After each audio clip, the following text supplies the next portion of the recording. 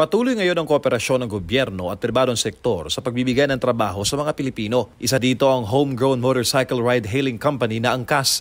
Sinabi ni Angkas CEO George Royeca na committed sila na magbigay ng trabaho sa mga Pilipino. Balak raw ng Angkas na gawing nanopreneurs ang maraming Pinoy. Ito ni Royeca ang isa sa mga isinulong ni Pangulong Bongbong Marcos sa nagdaang ASEAN Summit sa Indonesia. Isa pong agenda dun sa ASEAN Summit is yung tinatawag po ng Presidente na nanopreneur.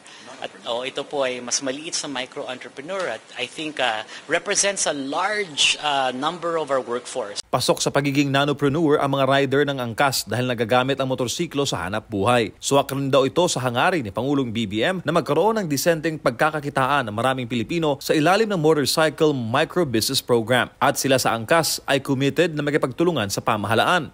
We hope to provide or create an ecosystem that legitimizes ang tinatawag nating nanopreneur or informal sector para talagang ma-empower po natin a large portion of our population. 18 milyong motorcycle owners ang target ng kumpanya na gawing nanopreneurs at pagandahin pa ang kita sa motorcycle taxis. Batay sa pinakahuling datos, mahigit 28,000 na ang partner riders ng Angkas sa iba't ibang bahagi ng bansa. Kabilang dito sa Metro Manila, Greater Manila Area, Metro Cebu at Cagayan de Oro. Hindi raw titigil ang kumpanya sa pagkikipagtulungan sa gobyerno, lalo na sa full legalization ng motorcycle taxi sa Pilipinas. Bagay na kanila raw pinagtutuunan ng pansin sa pagbibigay ng inputs para sa binabalangkas na batas para dito.